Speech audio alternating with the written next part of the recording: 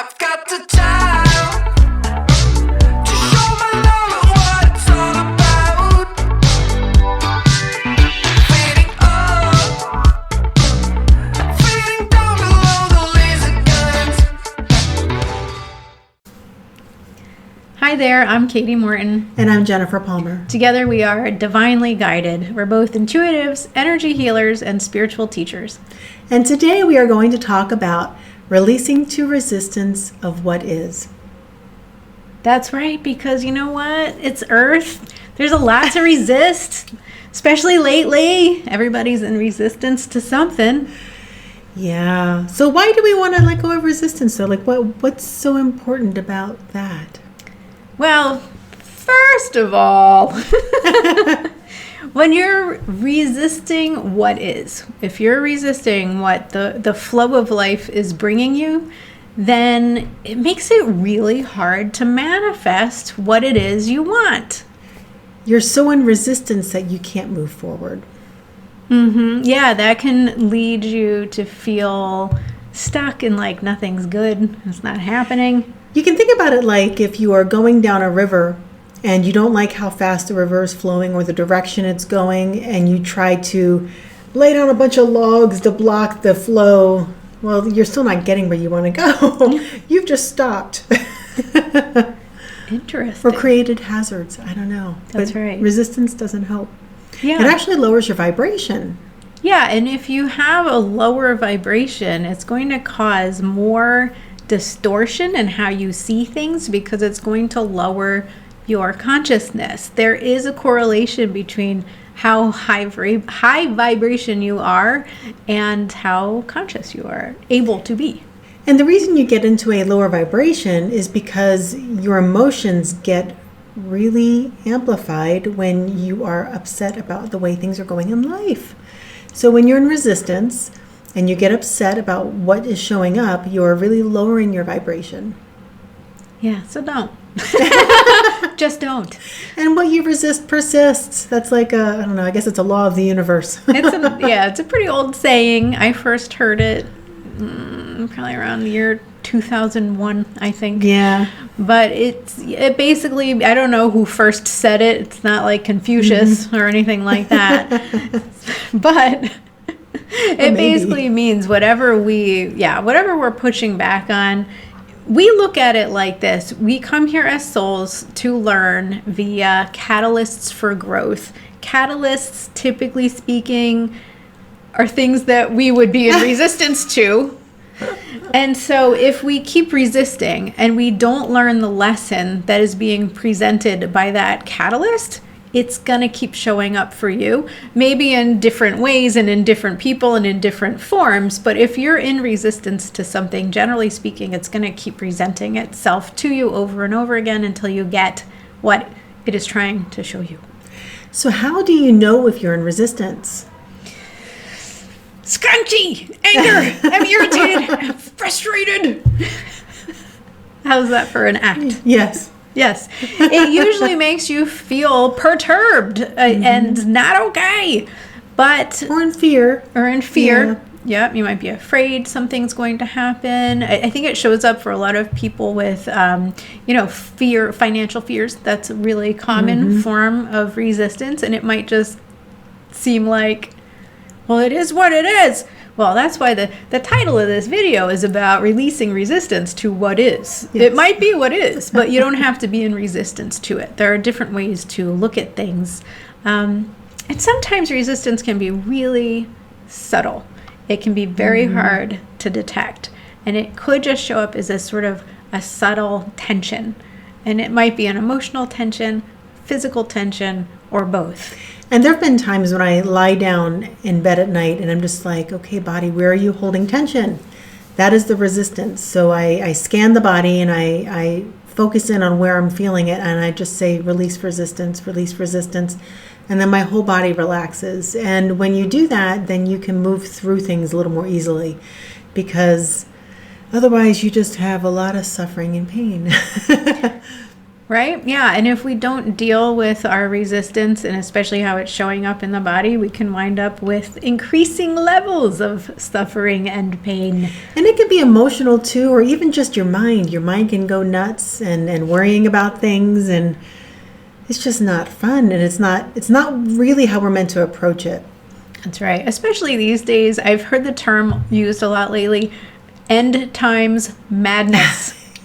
Because as these really intense, beautiful cosmic energies are hitting the planet, because it is the time of the ascension, and these very strong energies are there to help us release everything that is not serving us. And if we don't go through this process gracefully, and if we're fighting it and we're in resistance, it can make people seem like they're going a bit mad, essentially. So you definitely want to flow with things and learn how to release your resistance to it.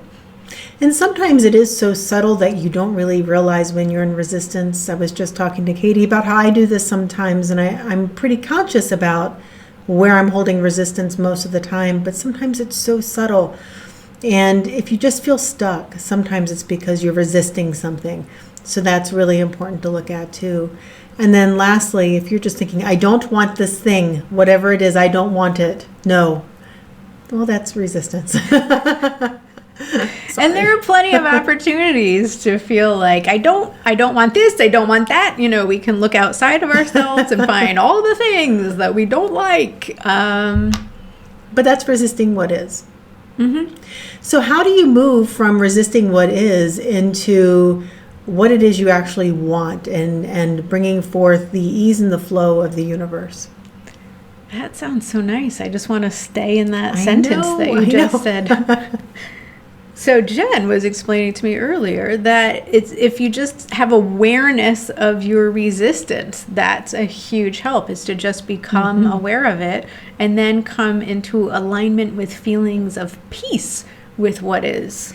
So if you're having financial difficulties, which I know a lot of people are right now, there's not a whole lot you can do about it in that one moment. And you oftentimes, because of the fear of what could happen with not having that money, it's a very real fear that maybe you'll be homeless or not have food or can't do something for your kids, or your car might get repossessed or whatever. There's very real fear there. There's nothing you can do about it in that moment. But when you're all in resistance and you're scrunchy about it, you're not going to get the answers. You're too wound up about it. You need to not resist what is in front of you. And then the answers come, or something can shift. You're allowing the movement of that river to flow, and you're not throwing a bunch of logs on the river, blocking everything up and damming it.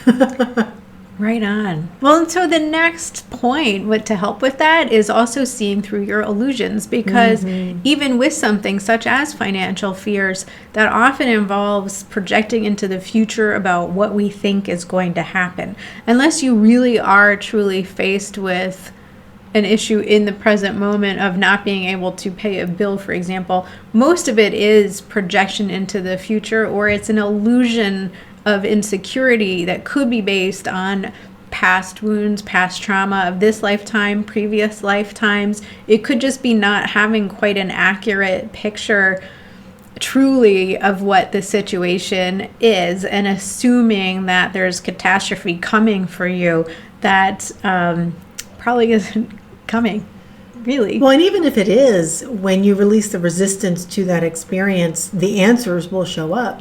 Yeah, some ways to solve it. Yeah. Yeah, but it's really hard to do if you're in this sort of terror-stricken state. But I will say some of the worst cases of resistance and absolute fear that I have seen from people, typically it comes from illusions and the inability to see through what their ego is trying to show them to keep them panicked and in fear, versus the reality, which is often something that's quite different. Yeah, I know Katie has often said that it's important to get curious. Instead of being the experiencer of what it is you're trying to resist, get curious about what it is that's showing up that you aren't so fond of. And the more curious you can get, the more easily you can separate from that emotion and that resistance and move into healing and answers. Yeah, because when we have resistance, it's there to show you something. You're there to learn something about yourself, about other people, about your life. Sometimes it's about something very practical and real in the 3D and steps you need to take. And oftentimes, I would say more often than not, there's a spiritual solution or higher perspective that you need to come into in order to ease that fear and resistance and to move out of it into higher ways of being and looking at things, raising the vibration, coming into higher consciousness, shedding layers of the ego and aligning with the soul. Now that sounds beautiful. Sometimes to do that, though, we find things that we need to heal. And it could be past wounding, it could be belief systems, it could be ancestral lineage type things, karma and things from your ancestors. There are many different things that you could look at for healing, and it all adds up into your current experience. And a lot of times when we become aware of things, there is something to heal. Yay! See a good healer. They can help you if you don't know how. Yep. And so ultimately, another way of moving out of resistance is trusting and having faith that whatever is showing up in your life is for your highest good. You just need to figure out why. Yeah. Is it a test? Is it something that needs to be healed? Is it a mind mastery lesson? Whatever it is. Mm-hmm. Yeah. Yeah. But you can do it. You can do it. Yeah. Usually the resistance is our ego flopping around and it's in argument with reality.